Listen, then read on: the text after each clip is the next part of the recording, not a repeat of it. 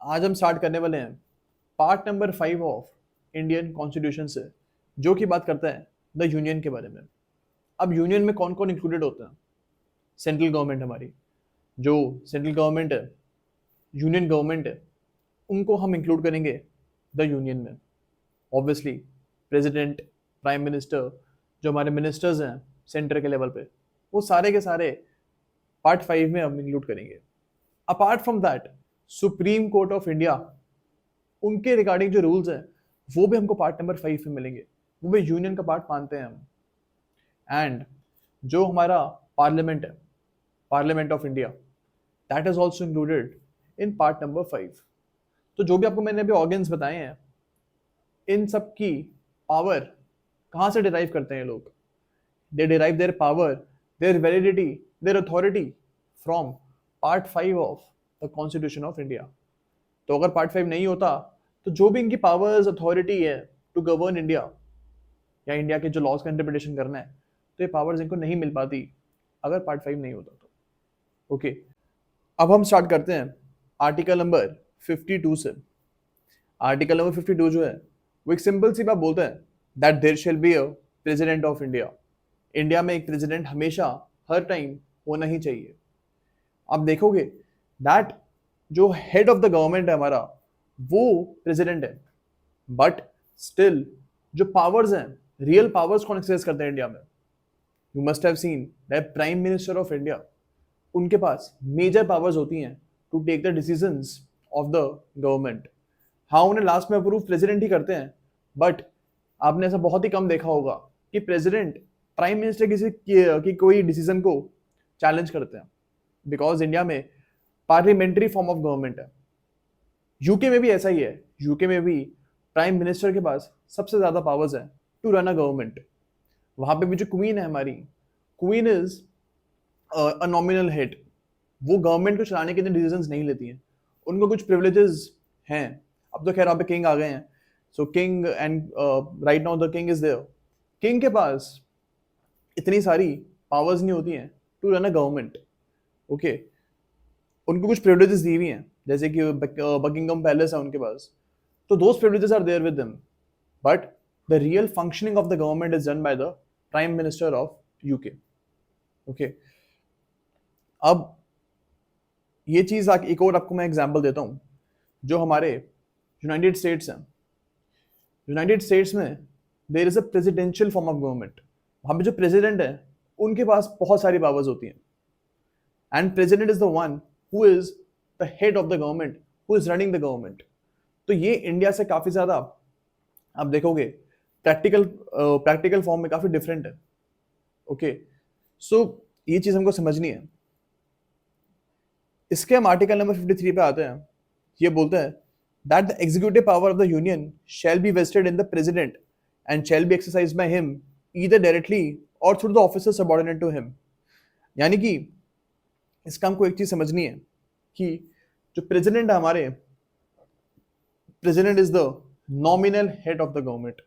तो जो भी आप गवर्नमेंट के डिसीजंस लेते हो वो प्रेसिडेंट ही साइन करते हो उसमें एंड में जाके। तो ये चीज़ आपको हमेशा याद रखनी है that president is the head of the government in India, but yes, practical terms में प्राइम मिनिस्टर ही गवर्नमेंट को चला रहे हैं।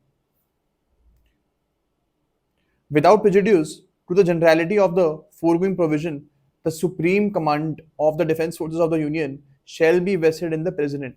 ये प्रीलिम्स के हिसाब से बहुत इंपॉर्टेंट है।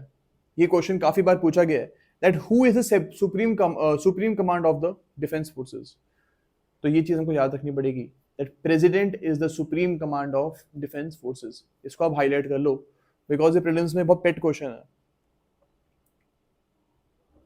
Defence forces of the union, okay, इनका हेड है हमारे प्रेसिडेंट, सुप्रीम कमांड।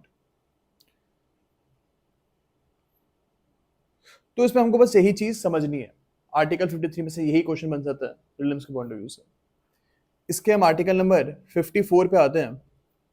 ये एक सिंपल सी बात बोलते हैं कि जब प्रेसिडेंट का इलेक्शन हो रहा होगा उस टाइम पे कौन से पर्सन्स पार्टिसिपेट कर सकते हैं, उसके बारे में आर्टिकल नंबर 54 में बताता है। एक चीज आपको इसमें ध्यान रखनी है कि यहाँ पे इलेक्टेड शब्द का यूज हो रहा है, ओके, सिलेक्टेड नहीं हो रही। मतलब कि प्रेसिडेंट भी हमारे इलेक्ट होते हैं। हाँ, डायरेक्टली वो पब्लिक में जाके अपना इलेक्शन सीख नहीं करते हैं, जैसे प्राइम मिनिस्टर हैं, उनको पब्लिक के पास जाना पड़ता है और उनसे इलेक्शन सीख करना पड़ता है। बट यहाँ पे आप देखोगे कि जो प्रेसिडेंट का इलेक्शन है उसमें एमपीज, एमएलएज, ये सारे लोग पार्ट लेते हैं। ऑब्वियसली एमपीज और एमएलएज को भी पब्लिक ने चूज किया होता है। ओके, तो एक तरह से हम मान लेते हैं that if MPs and MLAs are choosing the president, तो जो जनता है, एक तरह से जनता ही उनको चूज कर रही है, बिकॉज एमपीज और एमएलएज को भी जनता ने ही चूज किया होता है। बट डायरेक्टली वो जनता के पास नहीं जा रहे हैं प्रेसिडेंट के इलेक्शन में। तो इसको हम रीड करते हैं that the president shall be elected by the members of N electoral college consisting of the elected members of both houses of parliament. यानी राज्यसभा, लोकसभा, दोनों में जो हमारे इलेक्टेड एमपीज हैं, मेंबर ऑफ पार्लियामेंट्स हैं, वो प्रेसिडेंट के इलेक्शन में पार्ट लेंगे। तो ये चीज हमको याद होनी चाहिए from prelims point of view that both houses of the parliament participate in the election of the president. B देखते हैं हम इसका, the elected members of the legislative assemblies of the states. तो एमएलए जो है हमारे, वो भी प्रेसिडेंट के इलेक्शन में पार्ट लेते हैं। ओके, इसमें एक्सप्लेनेशन देखते हैं इसकी हम। In this article and in article 55 state includes in city of Delhi and union territory of Pondicherry. तो इसका क्या इम्प्लीकेशन है? इसकी ये इम्प्लीकेशन है कि एनसीटी ऑफ दिल्ली, जो दिल्ली की हमारी असेंबली है, और जो पौंडीचेरी की असेंबली हमारी, वहां पे जो भी इलेक्टेड रिप्रेजेंटेटिव्स हैं, एमएलए जो हैं दिल्ली के या पौंडीचेरी के, उनके पास भी राइट है that they can elect the president of India. तो उनकी भी रिप्रेजेंटेशन होगी। इसके आर्टिकल 55 पे आते हैं, ये बोलते हैं दैट, इसमें हमको बस ये समझना है कि एक स्टेट की पावर कितनी होगी। सपोज एक स्टेट है हमारी, जस्ट अ सेकेंड,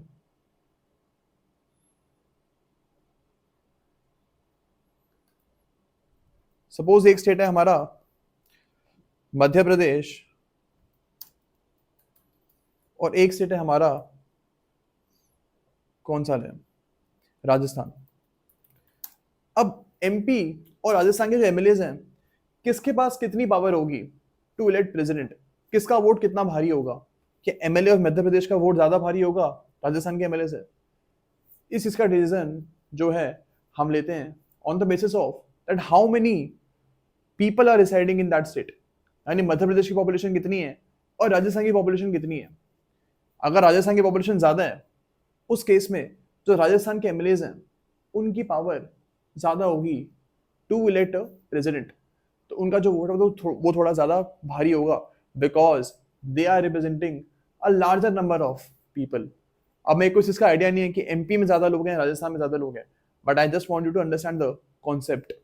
ओके, तो यही चीज हमारा आर्टिकल नंबर 55, हमको बस में यही समझना है। कॉन्स्टिट्यूशन ऑफ इंडिया का हमको एसेंस समझना है, बिकॉज आप देखोगे मेंस में काफी सारे स्टेट्स में नहीं आता है, बट यस प्रीलिम्स के हिसाब से हमको चीज के बारे में आइडिया होना चाहिए। तो that is why we just need to understand the essence of constitution. And constitution के बारे में हमको पता इसलिए भी होना चाहिए because constitution is the grand norm. जितने भी हमारे बाकी के एक्ट्स हैं इंडिया में, सीआरपीसी ले लो, सीपीसी ले लो आप, इन सबको कॉन्स्टिट्यूशन से गवर्न होना है। कोई भी प्रोविजन ऐसा नहीं होना चाहिए जो कॉन्स्टिट्यूशन ऑफ इंडिया से मेल ना खाता हो किसी भी एक्ट का। तो इसलिए हमको कॉन्स्टिट्यूशन की नॉलेज तो होनी ही चाहिए। ओके, तो यही चीज हमको इसमें बस समझनी है जो आपको मैंने एक्सप्लेन करी है। आपको इसमें ये याद रखने की जरूरत नहीं है कि ये जो इसमें दिया हुआ है कि 1000 is the quotient obtained by dividing the population of the state, ये सब याद रखने की जरूरत नहीं है। प्रीलिम्स में इतना नहीं पूछते हैं, बस आपको ये याद रखना है कि एक स्टेट की जो पावर है वोट की, वैल्यू है वोट की, उसका वजन जो है वोट का, वो उस पर डिपेंड करेगा कि उस स्टेट की पॉपुलेशन कितनी है। इसके आर्टिकल 56 पे हम आते हैं, ये बोलते हैं the president shall hold office for a term of 5 years from the date on which he enters upon his office. तो हमको प्रीलिम्स सबसे याद रखना है इसमें कि from the date when he enters upon the office, यानी जिस दिन प्रेसिडेंट एंटर करेंगे ऑफिस में अपने, उस दिन से 5 years तक का टेन्योर होता है हमारे प्रेसिडेंट के पास. तो this is important from prelims point of view. Just a second.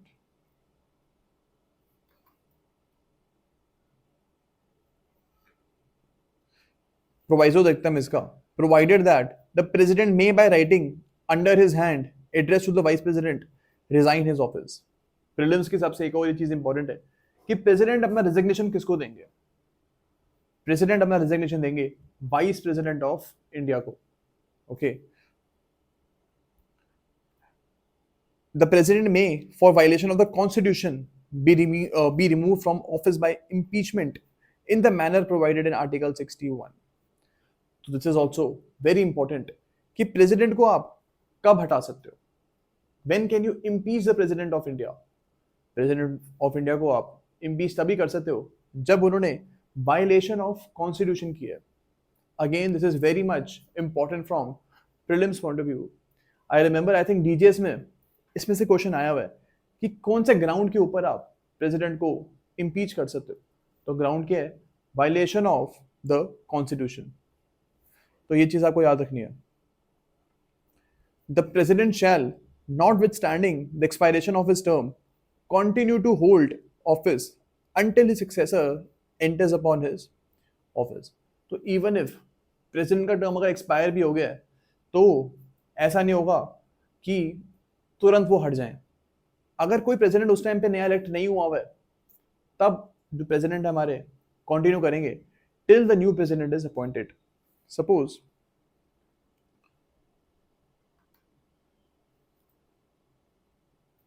हमारे प्रेसिडेंट जो है इनका टर्म एंड हो रहा है 31 मार्च 2024 फॉर एग्जाम्पल. ये सच नहीं है, it's just the hypothetical example.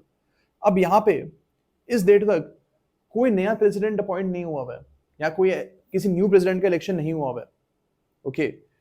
अब ऐसा नहीं है कि कंट्री बिना प्रेसिडेंट के रहेगी. ऐसा नहीं होगा कि 31 मार्च को ये वाले प्रेसिडेंट जो हमारे एग्जिस्टिंग प्रेसिडेंट है वो रिजाइन कर देंगे. यहाँ पे हमने आर्टिकल नंबर 52 में देखा था that there shall be a president of India. President of India को हर टाइम पे रहना ही पड़ेगा. और इस टाइम पे अगर प्रेसिडेंट ऑफ इंडिया नहीं है, नए प्रेसिडेंट ऑफ इंडिया नहीं है, तो ये जो पुराने प्रेसिडेंट है ये रिजाइन नहीं करेंगे. ये तब तक रिजाइन नहीं करेंगे जब तक हमारे नए प्रेसिडेंट अपॉइंट नहीं हो जाते. ओके. तो हमको इसमें बस यही याद रखना है, कंफ्यूज नहीं होना हमें. The provisions that I am telling you यही आपको बस पढ़ने हैं from prelims point of view. Okay.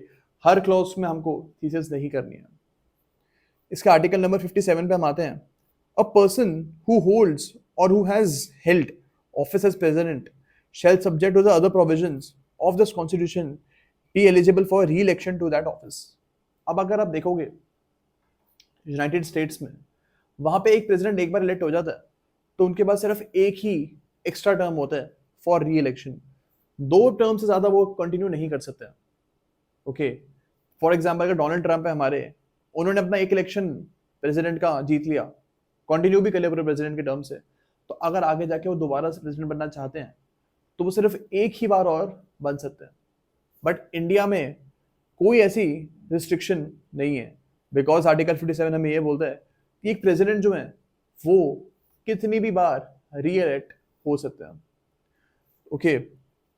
तो ये चीज हमको समझनी है बस आर्टिकल 57 में. आर्टिकल नंबर 58 पे हम आते हैं.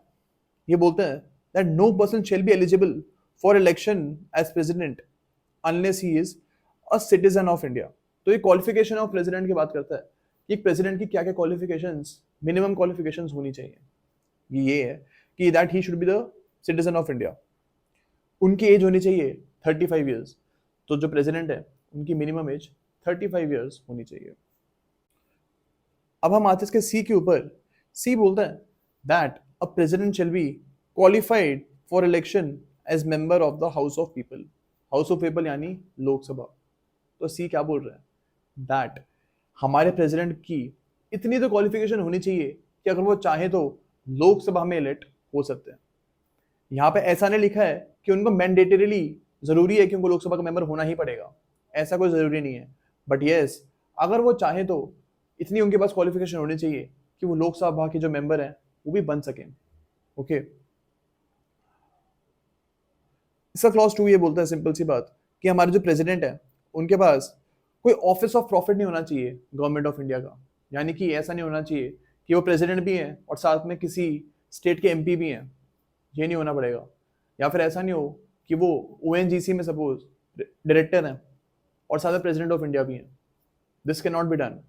एक बार अगर आप प्रेसिडेंट ऑफ इंडिया बन जाते हो तो आपको सिर्फ और सिर्फ उसी फंक्शन में काम करना है, कोई दूसरा फंक्शन आप जो है एक्सरसाइज नहीं कर सकते हो।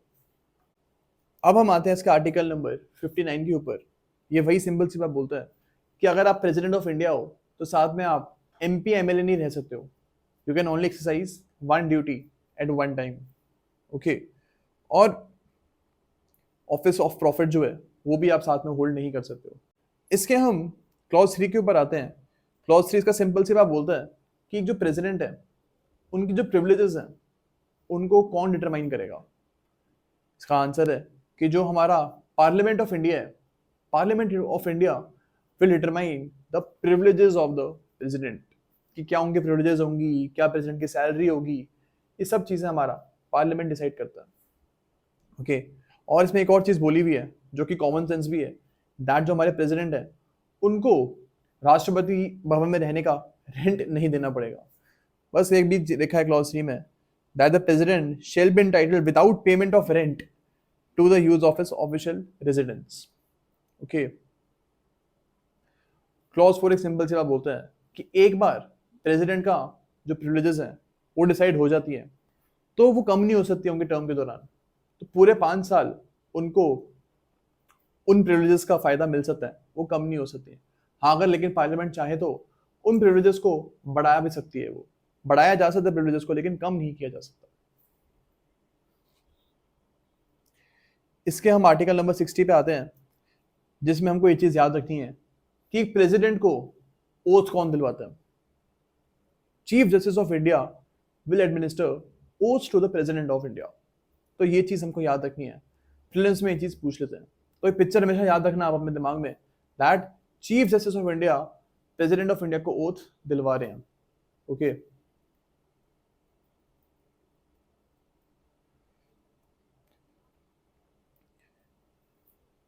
अगर हम पूरे पूरा आर्टिकल पढ़ेंगे तो जो पिक्टोरियल मेमोरी है ना हमारी, वो नहीं बनेगी, और मेरे को 100% श्योर है कि एग्जाम में जाके कंफ्यूजन हो जाएगी। And that is why we just need to understand the essence of every article. Prelims में हमको एसेंस ही याद रखनी है, और ये एसेंस जो पिक्टोरियल मेमोरी है वही हमको काम आएगी। Okay, when president is to be impeached for the violation of the constitution, the charge shall be preferred by either house of the parliament। यानी कि अगर इम्पीचमेंट करनी है आपको प्रेसिडेंट की, उनको हटाना है आपको, तो कोई भी हाउस ऑफ पार्लियामेंट में वो स्टार्ट हो सकता है। लोकसभा में भी स्टार्ट हो सकता है, राज्यसभा में भी स्टार्ट हो सकता है, जो इम्पीचमेंट प्रोसीडिंग्स है। तो इसमें एक और चीज बोली गई है क्लॉज नंबर 2 में, दैट 14 डेज का नोटिस देना पड़ेगा आपको before impeachment proceedings are started. तो this is what is written in clause 2। Prelims के हिसाब से आपको ये चीज याद रखनी चाहिए। ओके, इसमें एक और चीज बोली हुई है, दैट अगर आपको इम्पीच करना है प्रेसिडेंट को तो 2/3 मेजोरिटी होनी चाहिए बोथ हाउसेस ऑफ पार्लियामेंट की। तो 2/3 बहुमत लोकसभा की भी और 2/3 बहुमत राज्यसभा की भी होनी चाहिए if you want to remove or impeach a president. और 2/3 कितना ऑफ द टोटल मेंबरशिप। अगर सपोज 545 मेंबर्स है लोकसभा के, तो इसका 2/3 की हम बात कर रहे हैं। हम ऐसा नहीं बोल रहे कि अगर सपोज 300 लोग प्रेजेंट है लोकसभा में उस दिन, तो 300 का 2/3, ये हम नहीं बोल रहे हैं। We are saying 2/3 of the maximum capacity of Lok Sabha, जो लोकसभा की कैपेसिटी है उसका 2/3। Total membership. ओके, तो इसमें हमको बस यही चीज याद रखनी है, बाकी जो है आई डोंट थिंक ये प्रीलिम्स के सबसे इंपॉर्टेंट है। इसके हम आते हैं आर्टिकल नंबर 62 के ऊपर। ये बोलता है कि अगर ऐसा, अगर आपको न्यू प्रेसिडेंट को इलेक्ट करना है, suppose if you want to elect a new president, तो आपको एग्जिस्टिंग प्रेसिडेंट के जो टर्म है उसके एंड होने से पहले पहले न्यू प्रेसिडेंट इलेक्ट करना पड़ेगा, ताकि ये ना हो कि उनका टर्म भी एक्सपायर हो गया हो और तब तक कोई नया प्रेसिडेंट इलेक्ट हुआ ही ना हो। तो इससे काफी इंस्टेबिलिटी आ सकती है। इसका जो क्लॉज 2 है वो ये बोलता है कि अगर हमारे जो प्रेसिडेंट है उनकी अगर डेथ हो जाती है, या वो रिजाइन कर देते हैं, खुद से ही रिजाइन कर देते हैं अगर, या फिर उनको हटा दिया जाता है, तो विद इन 6 मंथ्स नए प्रेसिडेंट हमारे इलेक्ट होने पड़ेंगे। ओके, तो ये 6 महीने का एक टाइम पीरियड है क्लॉज नंबर 2 में। एंड उस दौरान हम आगे बढ़ेंगे कि जिस दौरान अगर प्रेसिडेंट ऑफिस में नहीं है, तो हमारे जो वाइस प्रेसिडेंट है वो प्रेसिडेंट की ड्यूटीज को डिस्चार्ज करेंगे। ये हम आगे बढ़ेंगे अभी। ओके, अब हम आते हैं इसके आर्टिकल नंबर 63 के ऊपर, जो कि बोलता है that there shall be a vice president of India. Okay, so it's very similar to article 52, जहाँ पे बोलते हैं कि हमारे प्रेसिडेंट होने चाहिए, उसी तरह हमारे वाइस प्रेसिडेंट भी होने चाहिए हर टाइम। आर्टिकल नंबर 64 ये बोलता है कि जो हमारे वाइस प्रेसिडेंट ऑफ इंडिया है वो एक्स ऑफिशियल चेयरमैन होंगे राज्यसभा के भी। तो जो राज्यसभा में आप देखते हो ना स्पीकर साहब बोलते हैं, वो होते हैं chairman of the Rajya Sabha. Speaker of Rajya Sabha is the chairman of Rajya Sabha, और वो कौन है? दोनों के दोनों person, vice president of India. And obviously वो कोई और ऑफिस ऑफ प्रॉफिट जो है वो होल्ड नहीं करेंगे, सेम एज प्रेसिडेंट। जैसे प्रेसिडेंट नहीं कर सकते office of profit hold, vice president भी नहीं कर सकते। तो इसमें यही चीज हमको याद रखनी है बस। ओके, 65 देखते हैं अब हम। ये बात करते हैं कि अगर जो हमारे प्रेसिडेंट है वो by reason of death, removal or resignation अगर वो ऑफिस में नहीं है, then in that case vice president of India जो है उनको पावर होगी कि वो प्रेसिडेंट की तरह एक्ट करें। तो जो भी पावर्स हैं प्रेसिडेंट की, जो भी रिस्पॉन्सिबिलिटी है प्रेसिडेंट की, वो vice president will discharge in absence of the president of India. Okay, और जितनी भी प्रिविलेजेस हैं, जितनी भी सैलरी है, जो भी राष्ट्रपति भवन की उनकी प्रिविलेज है, वो सारी की सारी हमको वाइस प्रेसिडेंट को भी देनी पड़ेगी। ओके, तो यही चीज हमको क्लॉज 3 बोलता है। वाइस प्रेसिडेंट को तब देनी पड़ेगी जब वो प्रेसिडेंट की तरह एक्ट कर रहे हैं, इन दैट केस ओनली। ऑब्वियसली अगर प्रेसिडेंट हैं तब ये सब जो आर्टिकल 65 है उसकी जरूरत हमको नहीं पड़ेगी। ओके,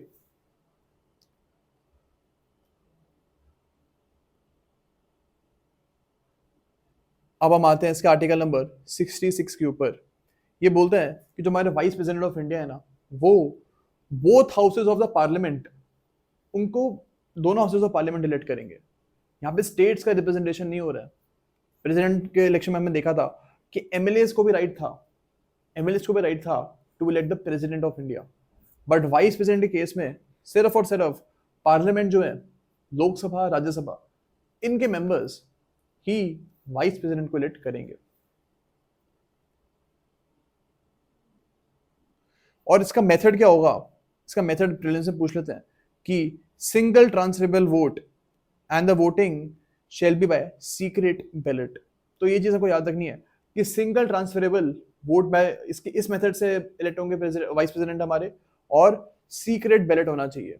यानी कि ऐसा नहीं होना चाहिए कि एमपीज किसको वोट डाल रहे हैं ये पब्लिक में डिक्लेयर हो जाए, ये डिक्लेयर नहीं हो सकता, ये सीक्रेट रहेगा। ओके, जैसा अगर आप वोट डालते हो तो आपको सीक्रेसी का बेनिफिट मिलता है कि you are not suppose to tell anyone कि मैंने किसको वोट डाला है। Similar is the case here as well.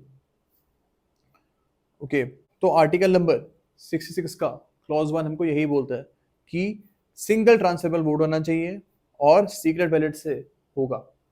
Same is the case with article 55 as well.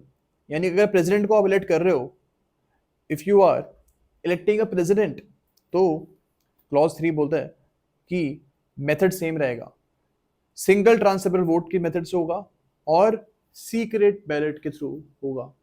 Okay, तो सेम कॉन्सेप्ट हमारा प्रेसिडेंट के लिए भी है।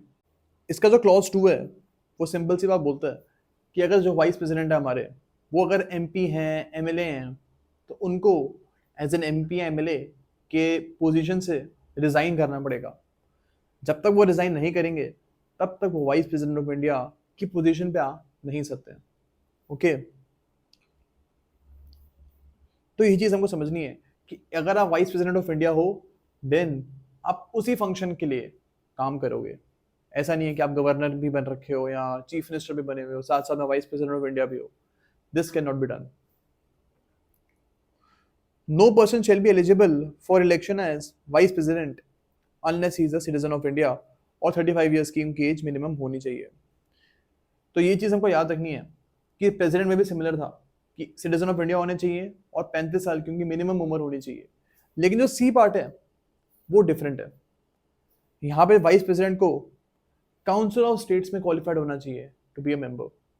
लेकिन प्रेसिडेंट जो है उनको हमने बोला था कि कम से कम आपकी इतनी क्वालिफिकेशन होनी चाहिए कि आप लोकसभा में इलेक्ट हो सको। लेकिन वाइस प्रेसिडेंट को हमें बोल रहे हैं कि कम से कम आपकी इतनी क्वालिफिकेशन होनी चाहिए कि आप राज्यसभा में इलेक्ट हो सको। इट्स नॉट नेसेसरी कि आप मेंबर अभी हो, बट येस अगर आप चाहो then you must have the capability to be elected as the member of Rajya Sabha. Okay, तो यही चीज हमको ध्यान रखनी है बस। इसका आर्टिकल 57 वही बात बोलता है कि जो वाइस प्रेसिडेंट ऑफ इंडिया है उनका टेन्योर क्या होगा। उनका टेन्योर होगा 5 years from the date when he enters upon his office, same as president. अब रेजिग्नेशन, अगर वाइस प्रेसिडेंट को रेजिग्नेशन देना है तो प्रेसिडेंट ऑफ इंडिया को देना पड़ेगा। ओके, तो याद रखना हमको प्रीलिम्स के हिसाब से कि अगर प्रेसिडेंट को रेजिग्नेशन देना है तो वो देंगे वाइस प्रेसिडेंट को, और अगर वाइस प्रेसिडेंट को अपना रेजिग्नेशन देना है तो वो देंगे प्रेसिडेंट को। ओके,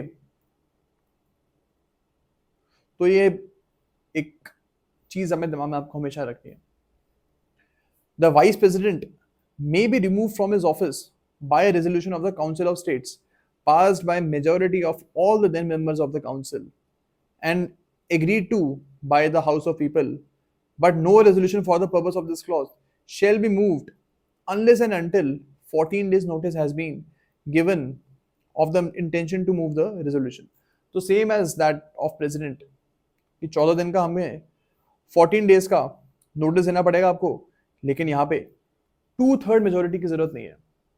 अगर आपको प्रेसिडेंट को हटाना है तब आपको 2/3 ऑफ मेजोरिटी जो है वो चाहिए होगी। लेकिन वाइस प्रेसिडेंट को अगर आपको हटाना है तब आपको मेजोरिटी चाहिए सिर्फ, यानी 50%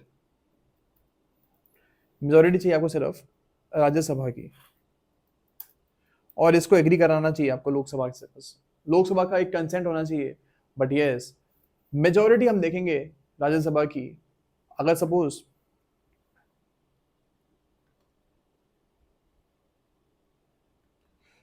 राज्यसभा में हमारे 500 तो नहीं, 250 मेंबर्स हैं सपोज राज्यसभा के, तो इसका मेजोरिटी कितना होगा 126। 126 मेंबर्स जो हैं उनको कंसेंट करना पड़ेगा if they want to remove the vice president of India.